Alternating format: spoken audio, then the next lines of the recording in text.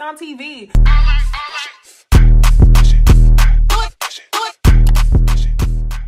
Hey y'all, it's NeceyDixon. Welcome back to my YouTube channel. If you are new here, welcome. If you are returning, y'all, welcome back. As y'all know, I'm in Dallas, Texas, so I missed y'all last week with my Real Housewives of Atlanta review. I was planning on uploading on Monday morning and then woke up to no power. But you guys, now the house is warm. I have food in the fridge. I have water. Never ran out of water, so I'm blessed for that. As far as last week, I'm not recapping the whole episode. I will say two things. Number one, I'm glad that Kandi spoke up to Kenya and called her out on her bullshit. Number two, I'm glad that the entire group was on one accord, you know, as far as calling Kenya out on her BS. But you can look at it two ways. Should Kenya have gotten a sitter? Should he blah, blah, blah? I'm not about to argue with y'all about that in the comments. So let's move on to this bachelorette party. Let's move on to Bolo. Without further ado, season 12, episode 10 of Real Housewives of Atlanta. All right, so the episode starts off with all of the ladies running to get dressed so they can surprise Cynthia, and their outfits were cute for the most part. I really like Kenya's outfit. That all red looked super good. I loved chocolate this episode. She came through. The outfits that I didn't really care for was Drew's. Drew's outfit was a little bit different, and that was the outfit that Kandi chose for her, unfortunately, but I just feel like it could have looked a little bit better. Kandi's outfit was okay. Wasn't really here for the crystallized bodysuit, but she didn't look bad either. I will say all of the ladies were built, okay? Like, they were some Georgia ladies if you couldn't tell. Marlo had her cheetah outfit on. She looked cute, and Portia looked cute also. Now, the episode starts off so dramatic, y'all. We get Kenya sitting there smoking a fake cigarette, and she is talking to the production team about what the definition of a freak hoe is. And I was like, oh my gosh, y'all are so dramatic. They get dressed, okay? And then they come downstairs and they talk about their nicknames. Kandi is the lead mistress. Yes, mistress. They say that all night long. And they're getting ready for the night. Cynthia is surprised. They give her outfit, and it's all white. It's a cute outfit. And Cynthia is built. We already knew that, y'all. We already knew that. But Cynthia don't really be showing her whole body like that too often. So Cynthia goes upstairs, gets dressed, comes back downstairs, and y'all can remove the auntie clothes from the auntie, but you can't take the auntie out of the auntie. Cynthia came down those stairs, tiptoe. Cynthia's whole vibe was so auntie-ish. It was cute. Ain't nobody coming for Cynthia, but it was just really funny.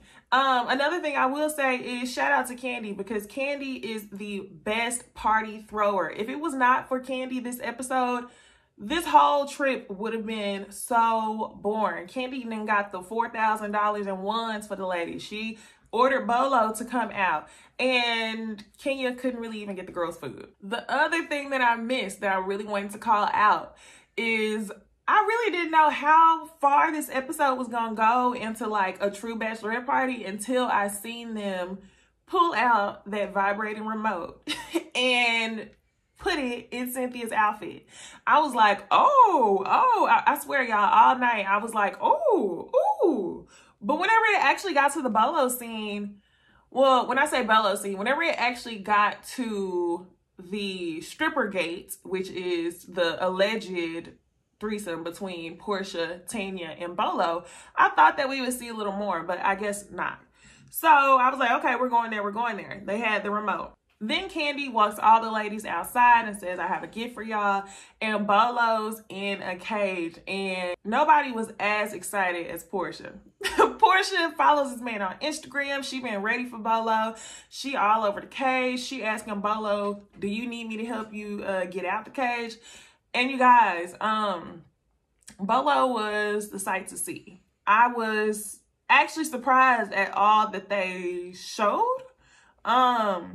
They didn't show anything too revealing, but I definitely thought they would have just blurred out his entire pants area, which they didn't. So y'all are wild. I think this is probably the wildest girls trip episode that I've seen of any Real Housewives franchise. Y'all comment below because I don't watch all of them, but y'all tell me, is this the wildest girls trip? Y'all let me know. So they go back upstairs.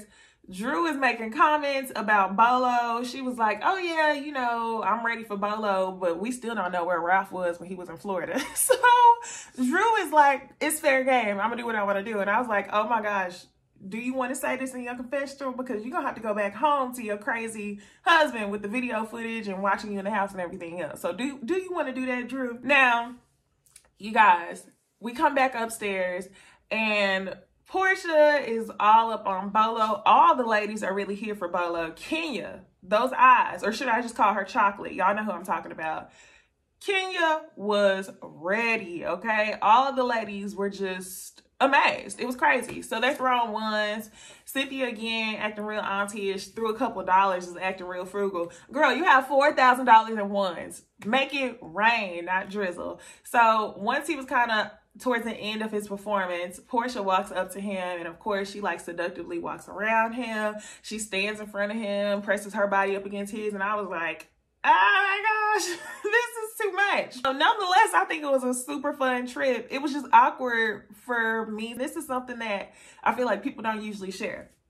So they end up showing Cynthia the sex swing that Candy got her. And it just looked really funny to see Candy in her zone. Like, you knew this was Candy's zone. She was showing Cynthia how to use it. Cynthia sitting there laughing. And then we get a little performance from Kenya again. Her red outfit. She's spinning all around on the floor. And I'm like, okay, Kenya is drunk because all the ladies are getting along. Kenya is here for the turn up. She's drunk and she's also hyped up off of seeing Bolo because we know she ain't been with a man in almost a year. She told us that in earlier episodes. So that was interesting to see. Now, Portia goes and gets Bolo, and you can hear the audio, and she says, the ladies want to know if you want to come back. And she's up there talking. She was choosing. She was plotting all night. Even when it came down to her pouring her glass of Henny. She poured the glass of Henny and had a bloop, just a bloop of cranberry juice. So she was ready for it to all go down. So Bolo says to her, are the cameras still there? And she said, no, it's cool. So he was like, okay. So he comes back and then they all hide the cameras. They're like, no, we got to hide the cameras. Production is like, all right, we leaving. Let me find out. And the one thing they forgot about, or one thing that production was reaching for, was the outside camera showing the reflection or the silhouettes of what they were doing inside. So that's about all that we got. So the cameras wrap and we continue to see some silhouettes. You see Drew, it looks like Drew is bent over on a coffee table. She says her head was on a coffee table, and you see Bolo just bow, bow, bow. You also hear Portia say, one of you bitches are eating me tonight. And I was like, I can't. Why are y'all putting this on TV? I was almost uncomfortable hearing all of that on TV. Like, I don't know. Like, this is a lie. Like, if that's what y'all want to do on y'all's trips, like, cool, have at it. I think y'all should have fun.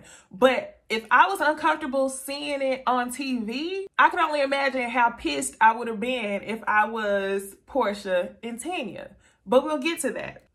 Portia and LaToya seems to have squashed the beef, or whatever, you know, adjacent beef that Drew and Kenya have. They seem to have squashed it because they're kissing each other all in the mouth, and the camera caught that. So then they turned the camera on that one. It's 6 o'clock in the morning, and Kenya swears that she is hearing moans. We couldn't hear any of that, okay? But she swears she's hearing it. Now, Kenya is going to make it her mission the entire rest of the day to find out where the noises were coming from. She already knew where the noises were coming from. Like, come on. Like, you could tell by the way that Portia, you know, Portia was one of the ladies. And she said that because she knew it was Portia's voice. But she didn't know who the second lady was. So, the next morning, y'all, Cynthia and Drew are talking. And they're already kind of giving alibis. They really make this like a clue mystery. Drew says that she was up late with Tanya, Toya, Portia, and Bolo. So it's really funny because you see like the last tier of freakiness, the freaky ladies left.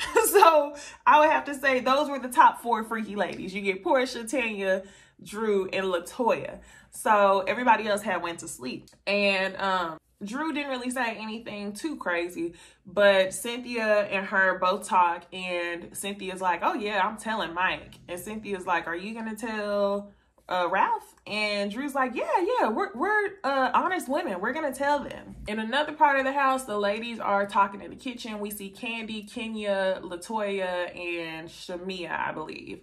And Kenya is asking the ladies questions about what went down last night. She says that she heard some noises, and immediately Candy is like, don't do that. Like, don't do that. Candy says she wants to keep confidentiality among the group and just let those people have their time. Another thing that I thought was really funny was whenever Kenya walks downstairs, she said, smells like Badusi. She was being shady because she knew it was Portia. She was being shady. So there we can see that Candy was not here. Candy was like, you're doing too much again. So I think Candy is somewhat getting tired of Kenya and her shenanigans. And Latoya can also see right here, this is why. So for the middle of the day, the ladies split up into two groups. I'm gonna call one the at-home group and then the other the fishing group. So the at-home group starts off with Cynthia and Kenya, and they're sitting there talking about what happened last night. Of course, Kenya is instigating the whole thing like, girl, what happened? Well, this is what I heard. I went to bed and this and that. And then Latoya shows up. Latoya shows up and tries to give Kenya and Cynthia a kiss on the cheek, just saying good morning. And Kenya's like, oh, don't put those lips on me. And Latoya was like, I didn't kiss anyone. Y'all, we know she did. We saw it. That's the one thing they caught on footage. So she said she didn't kiss anyone. And then her proof for not being up when the stripper was there or when the stripper left was that she was on Instagram, so they cleared her name. One thing I forgot to mention is that they showed footage of the stripper leaving the house at 7 o'clock in the morning. Kenya heard moans at 6 a.m. So that has to mean whoever was awake between 6 a.m. and 7 a.m. was with Bolo. Nobody knows where he slept or anything like that, but Kenya definitely knows where the sounds came from. So Shamia and Tanya show up a little later on, and they are questioning Shamia and Tanya about where they were. Shamia knows that she went to bed around 4 a.m. and Tanya was so drunk that she forgot. And to me, I could tell that Tanya was visibly nervous. And that lets me know that Tanya more than likely was doing something that she wasn't supposed to do. It seems like I can very strongly say that her and Portia were awake with Bolo. And she's visibly shooketh because you're engaged. You're engaged. And we can see this on TV. And I think that's why she gets so turned up later on whenever she's talking to Portia about it, because she's like, don't do this. Like, we already said this is going to be quiet, but you want to bring this shit up in front of the cameras. It's very shady, very messy. And honestly, I don't think that Kenya had a good reason for doing it outside of being messy. So Kenya fans, tell me what y'all are going to say to defend her actions this time. I mean, it was her right. I mean, I guess she was there to go retell the story, but why would you do that when you know it was like a girl trip and you know that these people have obligations at home? Y'all let me know in the comments. Don't argue, respectfully. Let me know what y'all think because I want to know. Now, the other group, y'all, is the fishing group. The fishing group is Marlo, Candy, Drew, Portia. And it's very funny because all of the ladies are wearing high heels, walking out there thinking they about to get on a yacht. Portia thought she was going to get on a yacht too because she had on her swimsuit and her cover up.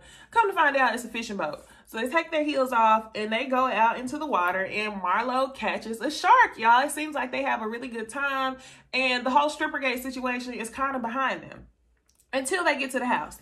So they get to the house.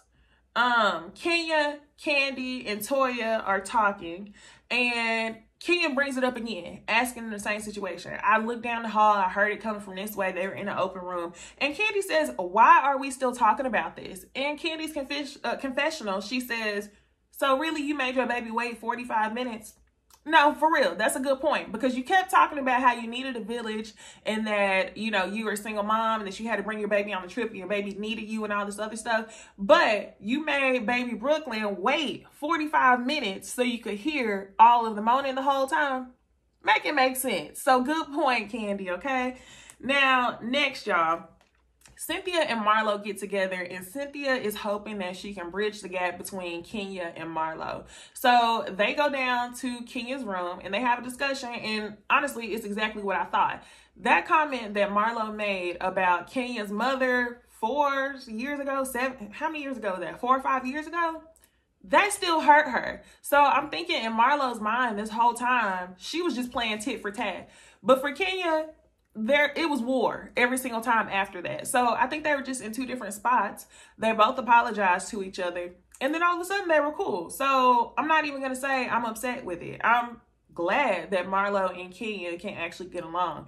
Kenya actually apologized for giving Marlo the small room. I'm like, okay, this reminds me, there was actually a season where I really liked Kenya, and that scene reminded me of why I liked her. So I'm glad that they are friends. So we get Shamea, Portia, and Tanya upstairs in the room, and Tanya is telling Portia about what she missed while she was on the fishing trip. She's telling her how they were downstairs by the pool, and Kenya starts questioning them like some sort of SVU detective, like, where were you at between the hours of this and this? And Tanya is upset about it. Shamea also talks about how they were in the kitchen, and Kenya tells her story about hearing the moans. And Portia don't give a fuck. Portia is kind of like, okay, this is what we're going to do. You can tell by whenever they started that conversation off, Portia didn't know if they were having like a cameras on conversation or a cameras off conversation, because she didn't directly say, well, why is she doing this to us? She kind of skated around it. I think she was treading lightly. Tell me if y'all noticed that. So the only person who was visibly upset was Tanya. Tanya says she's making disparaging comments about us and a stripper. And I'm like, a stripper? Why he just got to be a stripper now when y'all was probably all over him last night? Like, don't downplay it, Tanya. But yeah, I get it. You're engaged. And Portia says that whatever happens, she has Tanya's back. And she's saying that because she knows that Tanya actually has something to lose. Whereas Portia on her end, Portia is saying, I don't give a fuck. I did what I did. So these ladies walk downstairs, and whenever Portia, Shamea, and Tanya walk down to the kitchen, guess who's down there? It's their girl Latoya.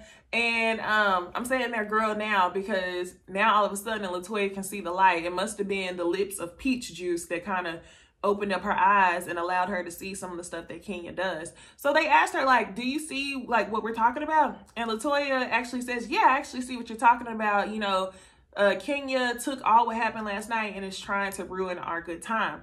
And I'm like, okay, y'all, I really have a feeling that Latoya is like an Eva. She's going to forget that she said this, or either she's going to say that she didn't say it that way.